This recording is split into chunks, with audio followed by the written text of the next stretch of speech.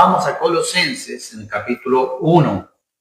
Estamos leyendo y avanzando en esta carta y nos estamos deteniendo un poco más en una frase que nos invita a hablar de algo y a detenernos a hablar de ese algo.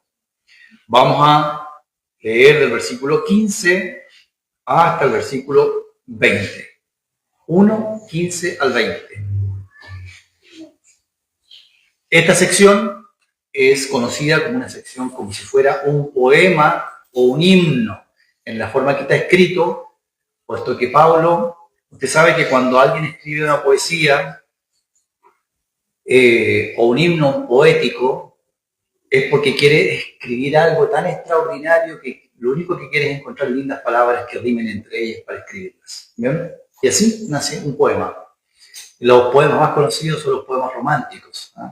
Cuando estamos enamorados y queremos escribirle a alguien, buscamos palabras lindas que rimen entre ellas para expresarlas. Bueno, pero no solamente existen poemas románticos, también están los poemas que se le dedican a Dios. Y aparentemente, Pablo, al escribirlo, ocupó prosa poética. ¿Bien? Versículo 15 al 20, por eso leemos esos versículos. ¿Bien? Dice así: Él es la imagen del Dios invisible, el primogénito de toda creación, porque en Él fueron creadas todas las cosas, las que hay en los cielos y las que hay en la tierra, visibles e invisibles, sean tronos, sean dominios, sean principados, sean potestades. Todo fue creado por medio de Él y para Él. Y Él es antes de todas las cosas, y todas las cosas en Él subsisten. Y aquí viene la frase que es como la frase central de todos estos versículos. Y Él es, ¿qué cosa? La cabeza del cuerpo, que es la iglesia. Y aquí comienza la segunda estrofa de este himno.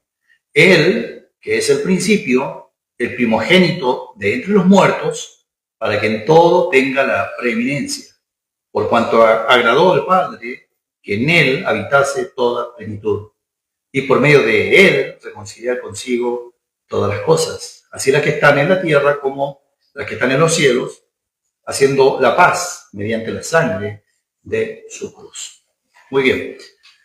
Y nos hemos estado centrando en esa frasecita, o en esa frase central, que es la frase en torno a la cual, por decirlo así, de esa frase cuelgan las dos estrofas de este himno, la estrofa inicial y la segunda estrofa.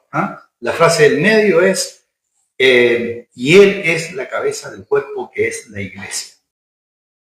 Como que en este himno de dos estrofas, el apóstol Pablo está hablándonos del Señor Jesucristo y de todas las cosas que Él ha hecho, que Él ha creado. Está hablándonos de su grandeza, de lo extraordinario que es el Hijo y cómo ese Hijo es dentro de la divinidad. El Hijo de Dios es quien concentra toda la revelación de Dios. Dios se ha revelado a la humanidad a través del Hijo de Dios, a través de su Hijo.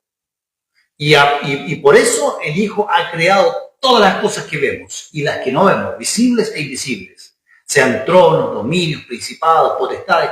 Todo fue creado, dice, por medio de Él y para Él. Y dentro de esas cosas creadas hay una creación muy especial que ese Hijo hizo, fue su iglesia.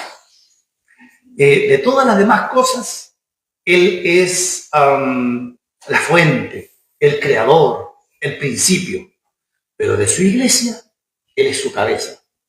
Es decir, ya lo hemos visto esto, y hoy día estamos adentrando un poco más, pero al decir que es su cabeza, está diciendo que Él es algo aún más profundo, más intenso, que simplemente decir que Él es su creador.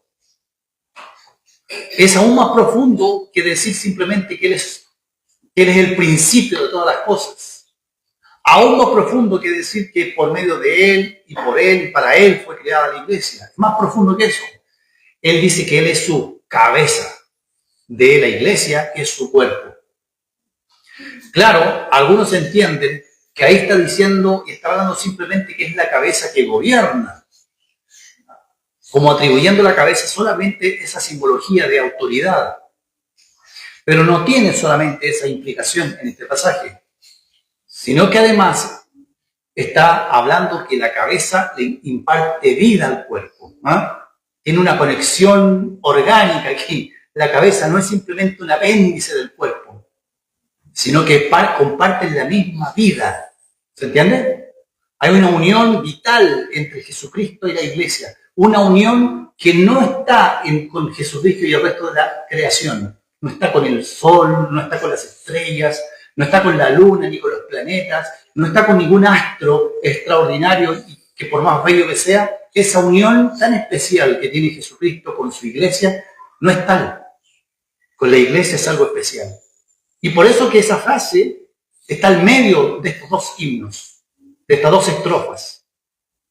Porque todo Colosenses, Pablo le está hablando a la iglesia y quiere hablarle de lo extraordinario que es nuestra unión con Jesucristo. ¿Se entiende? Estoy hablando un poco desde la belleza de lo que escribió Pablo aquí. La iglesia. Y hemos visto varias cosas de la iglesia porque es importante que entendamos qué es la iglesia. La semana antepasada estuvimos viendo varios versículos. ¿Se acuerdan que estuvimos viendo? No creo que se acuerden 2 semanas, pero estuvimos viendo 5 versículos, porque en la Biblia, en el Nuevo Testamento, la palabra iglesia se ocupa más de 100 veces, 114 veces para ser más preciso. Ahora, ¿de qué nos sirve eso a nosotros saber 114? Nada, así que si quiere puede olvidarlo. Pero lo que sí quiero decirle es que de todas las veces que la Biblia ocupa la palabra iglesia, 5 veces se ocupa para hablar de cualquier otra cosa que no es la iglesia. Pero eso nos sirvió para entender qué es una iglesia. Y lo voy a resumir así. ¿Qué es una iglesia? Voy a decir varias frases para que usted entre por aquí y se ponga un dedo acá para que no salga y se quede grabado en nuestra conciencia, en nuestro corazón. Dice, una iglesia es una congregación de creyentes, de convertidos a Cristo. Eso es una iglesia. Una iglesia es un conjunto de personas apartadas por Dios para Él. Eso también es una iglesia. Lo aprendimos de todos esos versículos que recorrimos, estoy resumiendo. Una iglesia es un conjunto de creyentes unidos a Dios y unidos entre ellos por múltiples vínculos espirituales que tienen. ¿Cuáles son esos vínculos? La fe que tenemos en común, el Espíritu Santo que mora en nosotros, en todos nosotros. Tenemos en común un Dios y Padre. Todos nosotros cuando oramos al mismo Dios y Padre. Y tenemos acceso al mismo Dios y Padre con la misma intensidad. Y tenemos un Señor. Todas esas cosas nos unen. Y eso conforma la iglesia. Otra definición de iglesia es un conjunto de creyentes que constituyen una unidad indivisible. No hay nadie que la pueda partir. Nadie. Los creyentes estamos unidos de aquí a la eternidad y no hay nadie que pueda separarnos. La iglesia es un conjunto de creyentes que constituyen un organismo vivo entre ellos. Su unión es un organismo, es decir, tiene vida en sí mismo, similar a un cuerpo. Otra definición que dimos que una iglesia es un conjunto de creyentes que sirven a Dios y adoran a Dios, funcionando como un cuerpo. Y otra definición que dimos que una iglesia también es un conjunto de creyentes que siguen la doctrina de los apóstoles. ¿Bien? Y lo último que vimos, y es aquello que nos vamos a detener un poco más hoy, es que la iglesia en la Biblia se habla de la iglesia como la iglesia local y se habla de la iglesia como la iglesia universal. Esos dos conceptos existen en la Biblia, en el Nuevo Testamento. La iglesia local y la iglesia universal. ¿Bien?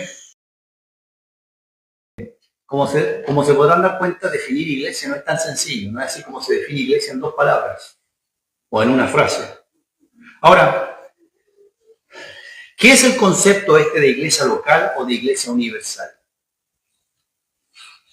Como que tienen un apellido, local o iglesia universal. La Biblia se refiere a la iglesia, la Biblia se refiere a la palabra iglesia con esos dos aspectos, a pesar que nunca la Biblia va a encontrar la palabra iglesia local o iglesia universal. Pero cuando uno lee la Biblia se da cuenta que está hablando de una iglesia y está enfatizando un aspecto local de la iglesia, y a veces al leerla está enfatizando su aspecto universal de la iglesia. ¿Cuál es el aspecto local y universal? El aspecto local es la iglesia que está físicamente presente y que se identifica en un lugar físico. Por ejemplo, aquí. Las personas que se congregan, que se reúnen, que han decidido congregarse, unirse a la congregación que hay aquí, se llama iglesia local. Y la iglesia, en su aspecto universal, no tiene límite ni de tiempo ni de espacio. Es decir, es el conjunto de personas que han creído en Jesucristo a lo largo del tiempo, de la historia y del planeta, en todo el mundo y en todas las edades. Usted toma a todas esas personas que a través de todos los tiempos y en todo el planeta han creído en Cristo, y esa es la iglesia universal. ¿Se entiende? Ya, dígame así, o así, o así. ¿Sí? Bien. Ok. ¿Por qué les coloco estos dos conceptos? Porque cuando uno lee la Biblia y está tratando de entender un pasaje, es bueno entender que ahí está hablando de la iglesia local que está funcionando en ese instante, o está hablando de conjuntos de todos los creyentes. Ambas en la misma iglesia, solo que una es local, geográficamente ubicada, y otra es universal. En la misma iglesia, hermano, en la misma iglesia.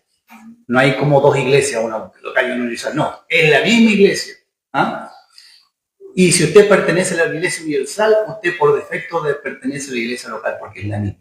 No son dos iglesias distintas, ¿ya? Sino que son dos formas distintas de mirar la misma iglesia, ¿ya? Entonces, desde el momento en que usted se ha convertido a Cristo, ha recibido a Cristo como su Salvador, a usted el Señor no le preguntó, pero el Señor lo tomó y lo añadió a la iglesia. La hizo parte de la iglesia. No es una decisión que usted toma de, yo me voy a inscribir en tal iglesia. No es una decisión donde usted dice, yo me voy a hacer miembro de tal iglesia. No.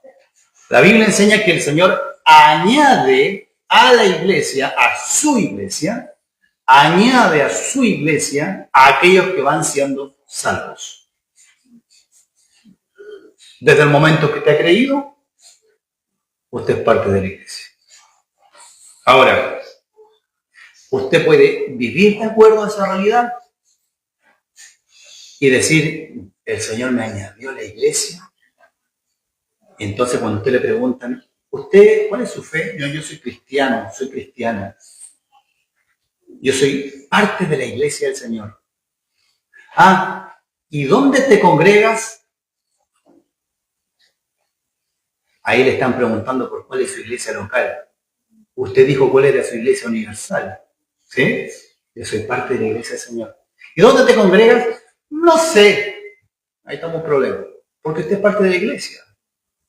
Usted puede vivir de acuerdo a esa realidad e integrarse formalmente a la iglesia local, porque usted comprende que es parte de la iglesia sí o sí, o usted puede vivir ignorando esa realidad. Y en el cielo se va a encontrar que el Señor siempre la tuvo parte de la iglesia, solamente que usted no quiso vivir de acuerdo a eso, nada más. ¿Se entienden los conceptos? Ahora, vamos a leer Efesios, una hojita más atrás, para que podamos entender un poquitito este tema de la iglesia. Bien, Efesios en el capítulo 1. Algunos versículos salteados. Capítulo 1, versículo 13. En él, también vosotros, habiendo oído la palabra de verdad, el evangelio de vuestra salvación, y habiendo creído en Él, ¿qué sucedió? Fuisteis sellados con el Espíritu Santo de la promesa, que es las arras. Arras quiere decir garantía, como cuando usted deja un cheque en garantía, que es la garantía que Dios nos dio de nuestra herencia hasta la redención de la posesión adquirida para la alabanza de su gloria. Fíjese en esto, ¿cómo usted se hace parte de la iglesia del Señor? ¿De acuerdo a estos dos versículos? Usted se hace parte de la iglesia del Señor convirtiéndose a Cristo. Usted no necesita inscribirse en un lado, usted no necesita registrarse en un lado. Desde el momento en que usted se convierte a Cristo, desde el momento en que usted recibe la salvación y usted cree en Jesucristo como su Salvador personal, en ese mismo instante usted es sellada en su alma, en su espíritu, con el Espíritu Santo de Dios, quien la hace su posesión, su hija, su hijo. Y dice a tal punto, verso 14, que ese Espíritu Santo es la garantía que Dios le da a usted de que usted es un hijo o una hija de Dios. ¿Cuál es cómo yo sé que soy un hijo de Dios, una hija de Dios? Porque tengo el Espíritu Santo de Dios morando en mi vida. Esa es la garantía, el cheque en garantía que Dios te dio. Es decir, usted va a poder llegar al cielo y decir, Señor, aquí vengo yo. Pero tú vas a decir, el Señor te va a decir, ¿cómo tú puedes entrar al cielo? Y usted va a sacar su cheque de garantía y decir, aquí está. La garantía que me permite cobrar esto a mí. Yo puedo entrar al cielo. ¿Por qué? Porque tú, Señor, me diste tu Espíritu Santo el día que te acepté como mi Salvador personal. Y en ese mismo día, tú me hiciste parte de tu iglesia. Capítulo 4 de Efesios. Verso 1. Mire lo que dice aquí.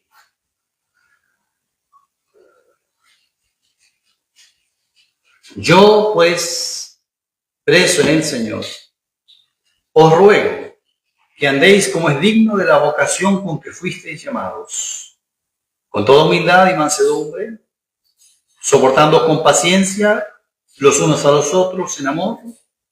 Aquí está hablándole a la iglesia que debemos soportarnos con paciencia los unos a los otros con amor. Solícitos, dice, en guardar la unidad del Espíritu en el vínculo de la paz. ¿Qué somos? Un cuerpo, un espíritu, como fuisteis también llamados en una misma esperanza de vuestra vocación. Todo esto nos une a los creyentes en Cristo. Un Señor, una fe, un bautismo, un Dios y Padre de todos, el cual es sobre todos y por todos y en todos. Es decir, estamos irremediablemente unidos. Ya nadie se puede echar para atrás. Pero eso es lo lindo. Desde el momento en que creímos, Dios nos ha hecho uno en Cristo. Y nos ha dado una unidad indivisible. Versículo 11. Y Él mismo, el Señor Jesús, constituyó a unos apóstoles, a otros profetas, a otros evangelistas, a otros pastores y maestros, a fin de perfeccionar a los santos para la obra del ministerio, para la edificación del cuerpo de Cristo. De ese estamos hablando, del cuerpo de Cristo. Hasta que todos lleguemos a la unidad de la fe y del conocimiento del Hijo de Dios, a un varón perfecto, a la medida de la estatura de la plenitud de Cristo, para que ya no seamos niños fluctuantes, llevados por doquiera de todo viento de doctrina, por estratagema de hombres que para engañar emplean con astucia las artimañas del error. Al contrario, siguiendo la verdad en amor, crezcamos en todo en aquel que es la cabeza, esto es Cristo. Crecer. Ese es uno de los grandes propósitos de nuestra unidad. que todos los creyentes podamos crecer en conocer cada día más a nuestro Señor, a nuestro Cristo, nuestra cabeza. Así que, nuevamente, usted no necesita inscribirse para ser miembro de la iglesia. Dios ya le inscribió. Pero usted si está llamada a una cosa, no a inscribirse, pero si usted se convirtió a Cristo, está mandatada a identificarse con la iglesia del Señor.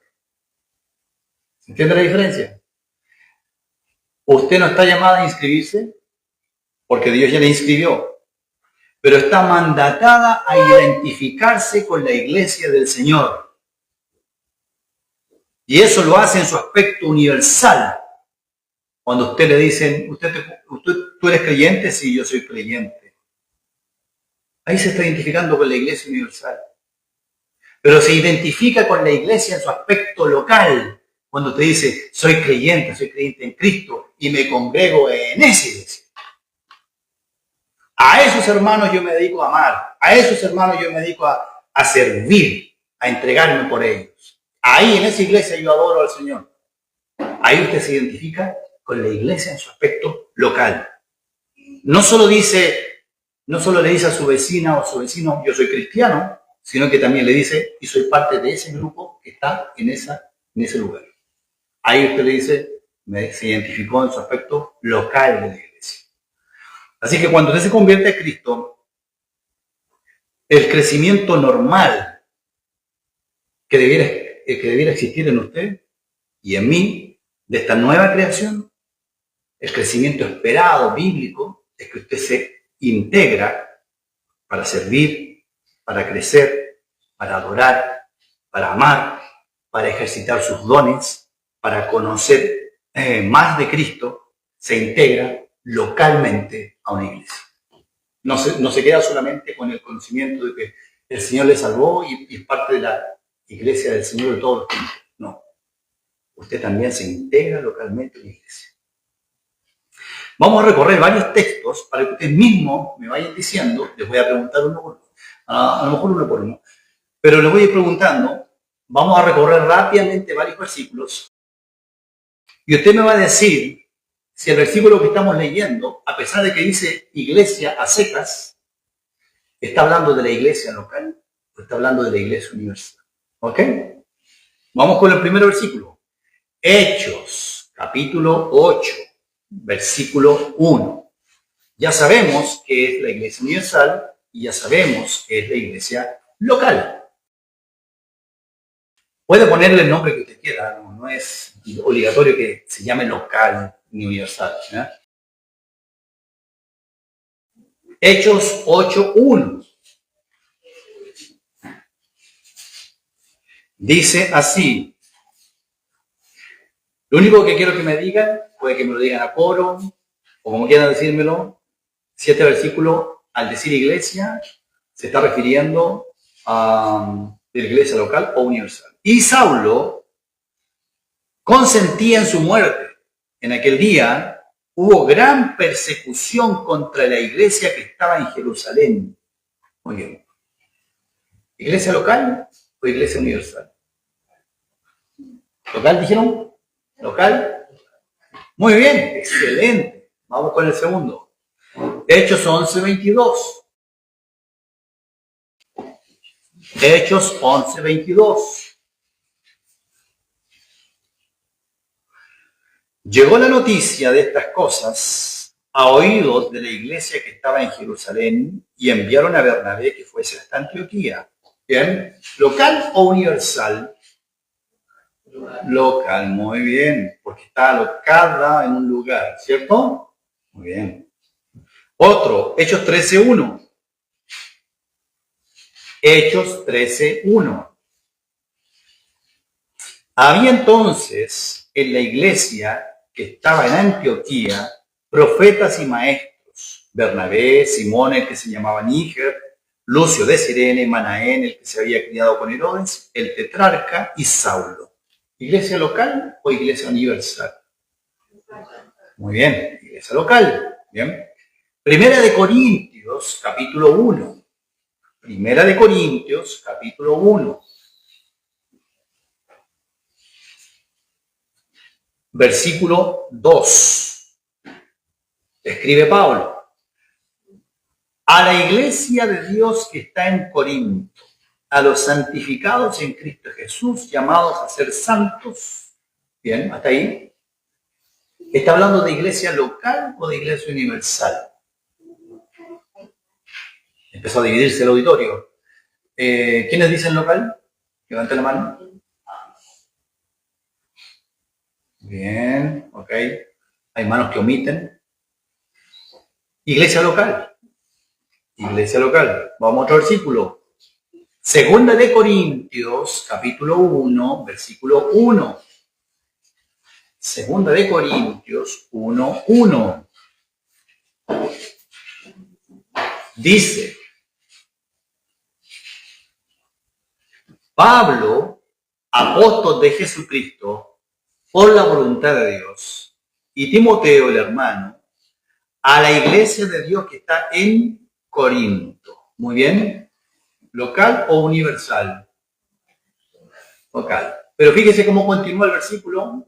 Dice, con todos los santos que están en toda Acaya, ¿cierto? Ahí nuevamente habla de iglesias locales que están en una región, ¿sí? Primera de Tesalonicenses, capítulo 1, versículo 1. Primera de Tesalonicenses 1, 1. Está un poquitito más adelante. Dice, Pablo, Silvano y Timoteo, a la iglesia de los tesalonicenses, en Dios y Padre y en el Señor Jesucristo, gracia y paz sean a vosotros. ¿Local o universal? ¿Local? ¿Qué dice la galería? Local. Y allá el estrado de más, los potreros. ¿Local, universal? Local. Primera de Corintios, capítulo 16. Primera de Corintios, capítulo 16. Pucha, que nos hizo buscar en la Biblia, hermano Marcelo hoy día. Primera de Corintios, capítulo 16. Versículo 19. Primera de Corintios 16, 19. Dice, las iglesias de Asia os saludan. Aquila y Priscila con la iglesia que está en su casa os saludan mucho en el Señor. ¿Iglesia local o iglesia universal? Local. ¿Local? ¿Locales? Muy bien, locales. Universal o local. A ver, ¿cómo dijiste? Universal y una local. Porque dicen las iglesias de Asia, dices tú. Claro. Ok. Pero, y habla también de que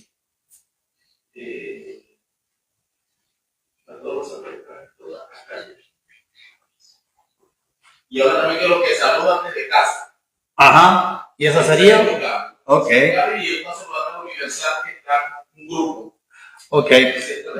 Pero recuerda que el concepto de iglesia universal no tiene límites de tiempo ni de geografía. Y aquí está limitado al tiempo en el cual Pablo está escribiendo, que es Asia. Que es Asia y en ese tiempo. Entonces tiene una limitación doble, ¿ya? Por tanto, si bien es más amplio que una iglesia local, sí es un conjunto de iglesias locales. Pero no es la iglesia universal, que está contenida en todo, incluso en este instante, hermanos. Hay creyentes que están en el cielo, que ya han partido, ¿no? Y son miembros de la iglesia, ¿o no? Y no están en el planeta, pero son miembros de la iglesia. Esa es la iglesia universal, el conjunto de todos los creyentes que existen y han existido en todo lugar del planeta y en todos los tiempos. Desde el momento en que comenzó la iglesia, que es en Hechos de los Apóstoles. ¿Sí? La sigamos. Romanos 16:5.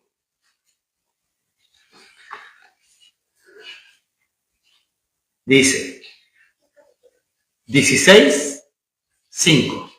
Capítulo 16, versículo 5. Saludad también a la iglesia que está en su casa. Saludad a Epéneto, amado mío, que es el primer fruto de Acaya para Cristo. ¿Local o universal? Local. Estoy dando puro ejemplo local. Ya le voy a poner la trampa.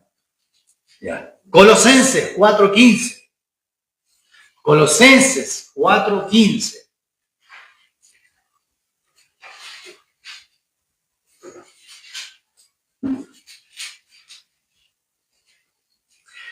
Dice, saludad a los hermanos que están en la Odisea y a Ninfas y a la iglesia que está en su casa, local o universal. Local. Bien, vamos con otro ejemplo. Mateo 16:18. Mateo 16:18. Mateo 16:18. Y yo también te digo que tú eres Pedro, y sobre esta roca edificaré mi iglesia, y las puertas del Hades no prevalecerán contra ella. ¿Local o universal? Universal. ¿Qué dice por allá la galería? ¿Qué dice la galería? ¿Y qué dicen los potreros?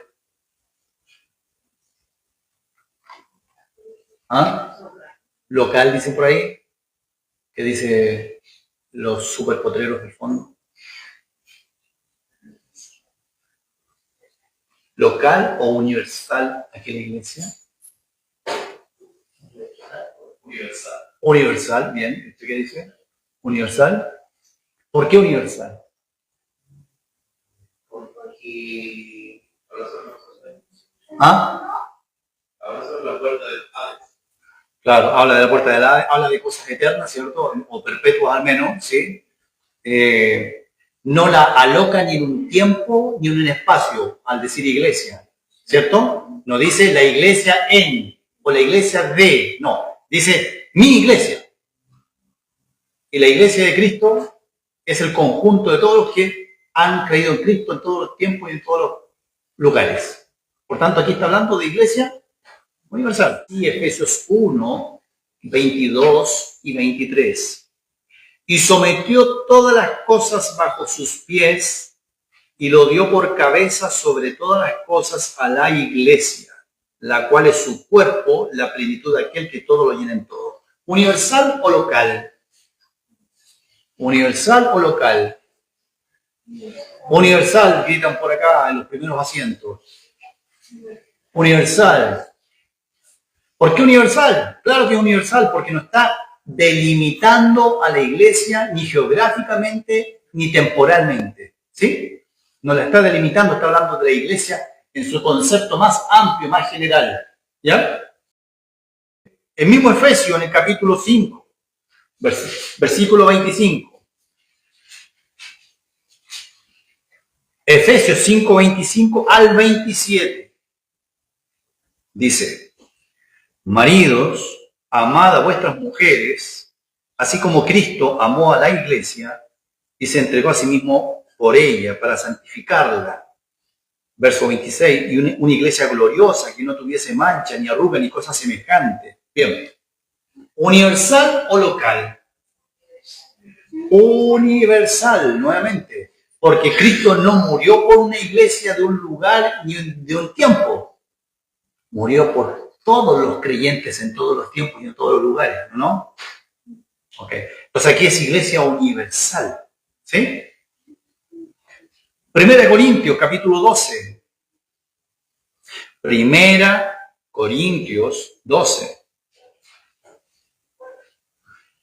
Primera Corintios 12, 12 al 13. Dice, porque así como el cuerpo es uno y tiene muchos miembros, pero todos los miembros del cuerpo, siendo muchos, son un solo cuerpo, así también Cristo, porque por un solo espíritu fuimos todos bautizados en un cuerpo. Nuevamente, local o universal. Universal. Está hablando de la iglesia en general, ¿cierto? Primera de Corintios, capítulo 15. Primera de Corintios, capítulo 15, verso 9. Porque yo soy el más pequeño de los apóstoles, que no soy digno de ser llamado apóstol, porque perseguía la iglesia de Dios, universal o local. Universal. Pablo está reconociendo su gran falta y no está diciendo que persiguió a una iglesia local ubicada en Jerusalén, sino que le está diciendo, yo perseguí a la iglesia de Dios. Es decir, con cualquier creyente que yo me hubiese encontrado en cualquier momento, yo lo perseguí. Yo perseguí a la iglesia del Señor. Muy bien. Podríamos seguir viendo versículos, pero vamos a dejar ahí la revisión de versículos. Y solamente cerrar con una idea, un concepto y una enseñanza. ¿Por qué es tan importante entender esta distinción? Porque en la Biblia, en particular en las cartas apostólicas, por ejemplo en Colosenses, que estamos hablando acá, hay enseñanza que la palabra de Dios entrega para el funcionamiento de la iglesia local y hay enseñanza que entrega para la iglesia en general. ¿Se entiende? Entonces es importante que nosotros distingamos cuando la Biblia está entregando enseñanzas de cómo es la iglesia general o nos está entregando enseñanzas de nuestra integración propia a nuestra iglesia local. ¿Sí? Y es fácil distinguirlo al entender esta diferencia. Entonces, la enseñanza con que tenemos que quedarnos aquí es cuál es el nivel de integración real que un creyente está llamado a tener con su iglesia local, si el Señor ya le hizo miembro de la iglesia. ¿Cuál es el nivel de integración que un creyente tiene, y en este caso específicamente tú o yo tenemos, con la iglesia local, con la iglesia del Señor?